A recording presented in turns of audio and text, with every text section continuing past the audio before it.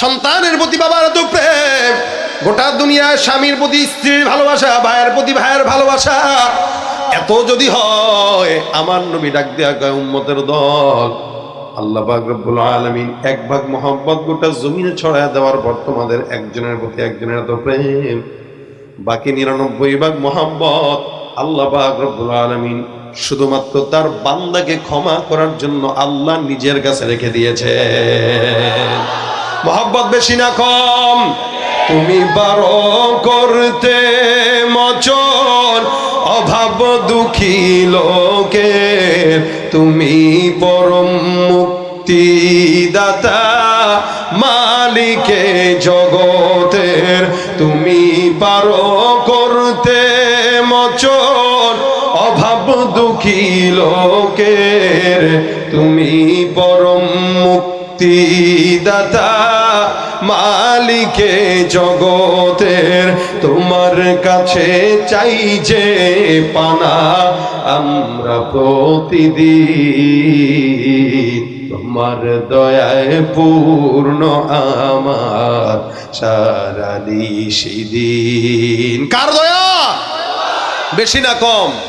আমার নবী ডাক দেয়া কয়, কোন ইমানদার বান্দা যদি গুনাহের বোঝা মাথায় নিয়া একবার দিল থেকে বলে আস্তাগফিরুল্লাহ, আল্লাহ পাক রব্বুল আলামিনের হাবিব কয় একবার ইস্তিগফার পড়ার মাধ্যমে আমার আল্লাহ পাক রব্বুল আলামিন বান্দার সমুদ্রের ফেনা পরিমাণ গুনাহ যদি হয়, আমার আল্লাহ সব গুনাহগুলোকে মাফ করে দেয়।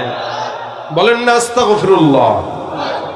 এ ভাইরা আমার, ইস্তিগফার এমন একটা আমল যে আমলের কারণে আল্লাহর সঙ্গে বান্দার সম্পর্ক তৈরি হয়, আল্লাহর সাথে বান্দার গুনাহের কারণে যে দূরত্ব হয়, এই দূরত্ব আল্লাহ পাক রব্বুল আলামিন শুধুমাত্র আস্তাগফিরুল্লাহর মাধ্যমে এই সমস্ত দূরত্বগুলোকে আল্লাহ পাক দূর করে দেয়। মুসা পয়গম্বরের জামানায় একবার সমস্ত উম্মতগুলো এসে ডাক দেয়া কয়, পয়গম্বর মুসা, আমাদের এলাকায় আসমান থেকে বৃষ্টি না আসার কারণে দুর্ভিক্ষ চলতেছে, আমরা জানি না আল্লাহ পাক কেন আসমান থেকে বৃষ্টি দেয় না, আমাদের জন্য একটু দোয়া করে দেন আল্লাহ পাক রব্বুল আলামিন যেন আসমান থেকে বৃষ্টি দেয়। আল্লাহর নবী মুসা ডাক দেয়া কয়, উম্মতের দল চলো, সবাই উম্মতরা যতগুলো আছো সবাই মিলে আসো, অমুক দিন অমুক জায়গায় বিশাল বড় একটা ময়দানে তোমরা দাঁড়াবা, আমরা সবাই মিলে আল্লাহর দরবারে দোয়া করব আল্লাহ যেন আসমান থেকে বৃষ্টি নাজিল করে দেয়। ভাইরা আমার, আল্লাহ পাক রব্বুল আলামিনের পয়গম্বর মুসা বলেন, যাও যাও সব উম্মতকে ডাকো। প্রায় 70,000 উম্মত আল্লাহর নবী মুসার সামনে যায়, ডাক দেয়া কয়, নবী আমাদের এলাকায় আসমান থেকে বৃষ্টি নাই, আপনি পয়গম্বর আল্লাহর কাছে যদি চান আল্লাহ পাক রব্বুল আলামিন আপনার কথায় আসমান থেকে বৃষ্টি নাজিল করে দিবেন। পয়গম্বর মুসা এমন একজন নবী যেই নবী আল্লাহর সঙ্গে যখন তখন কথা বলতেন, এই কারণেই তো তাকে বলা হয় মুসা কালিমুল্লাহ। আল্লাহ পাক বলেন, ওয়া কাল্লামাল্লাহু মুসা তাকলিমা। আমার আল্লাহ পাক রব্বুল আলামিন মুসা পয়গম্বরকে আল্লাহ পাক রব্বুল আলামিন এত পাওয়ার দিলেন যার কারণে কথা বলতে পারতেন। সমস্ত উম্মতটা যখন আসলো, মুসা নবী ডাক দেয়া কয়, আল্লাহ এতগুলো উম্মত আসলো তোমার কাছে একটা জিনিস চাওয়ার জন্য, আসমান থেকে এই বান্দাদের জন্য আল্লাহ তুমি বৃষ্টির ফয়সালা করে দাও। প্রায় 70,000 উম্মতকে নিয়ে আল্লাহ নবী মুসা হাত তুললেন। আমার আল্লাহ পাক রব্বুল আলামিন আসমান থেকে গাইবি আওয়াজ দিয়ে মুসা পয়গম্বরকে জানায় দেয়, হে মুসা, এই জায়গায় যতগুলো মানুষ উপস্থিত সব মানুষের ভিতরে এমন একজন বান্দা আছে যেই বান্দাটা 40 বছর পর্যন্ত হয়ে গেল আমি আল্লাহকে এখনো আল্লাহ বলে ডাকে নাই। এত বড় নাফরমান বান্দা, যেই বান্দা কোনোদিন আমাকে ডাকে না, আমার গোলামি করে না, গুনাহ করে, প্রতিনিয়ত গুনাহ। এই গুনাহগার বান্দা যতক্ষণ পর্যন্ত তোমাদের সবার সামনে প্রকাশ্যে ক্ষমা না চাবে, আমি আল্লাহ আসমান থেকে মুসা পয়গম্বর বৃষ্টি দিব না।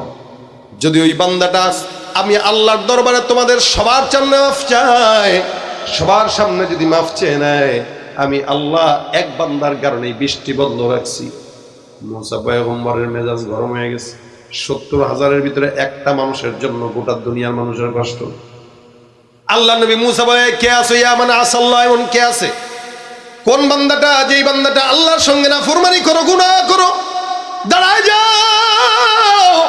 আল্লাহ নবী মুসা আদেশ দেয়, যখন স্লোগান দিয়ে দেয়, কোন বান্দা আছো আল্লাহর কাছে মাফ চাও, আমার আল্লাহ পাক রব্বুল আলামিনের পয়গম্বর মূসা যখন বললেন ওই বান্দাটা যেই বান্দা চুরি করে সে তো নিজে জানে যে আমি চোর।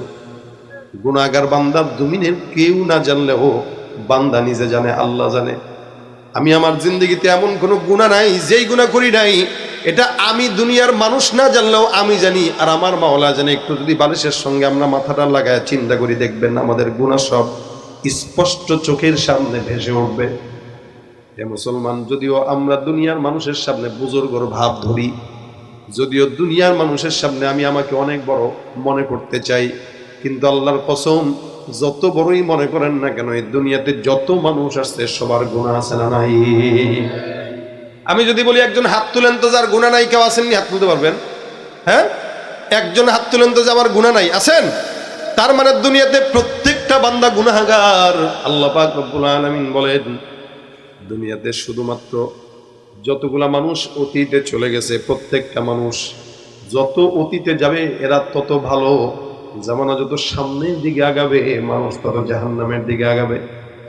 এই জন্য আল্লাহ পাক রব্বুল আলামিন বলেন ওয়াস-সাবিকুন আস-সাবিকুন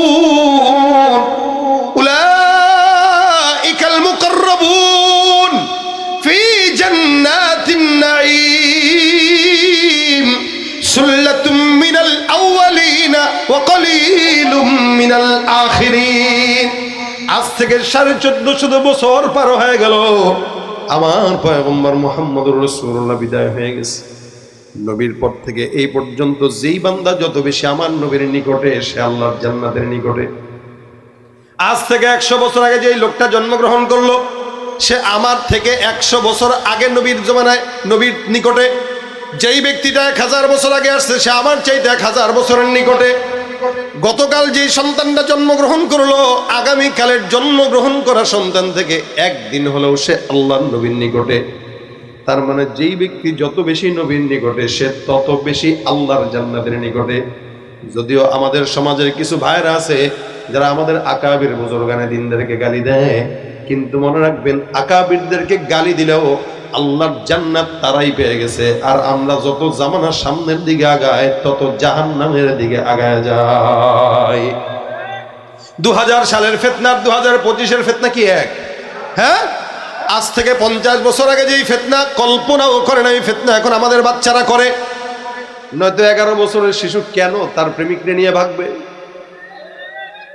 মা বাবা মনে করছে মনে হারে বাচ্চা মনে হয় হারায় গেছে, কিডন্যাপ হয়েছে, কিন্তু বাচ্চা যে মন কলা খাইতে গেছে জানে কে? হ্যাঁ, অথচ 50 বছর আগেও 11 বছরের সন্তান ন্যাংটা হয়ে ঘুরছে। কথা কয় না? আমারও তো, আমরাও তো এমন সময় ছিলাম, খুব বেশি আগে না, কাছাকাছি সময় তো, আজ থেকে 35, 36, 37 বছর আগে। আর এই বর্তমান সময় খুব বেশি গ্যাপ না তো।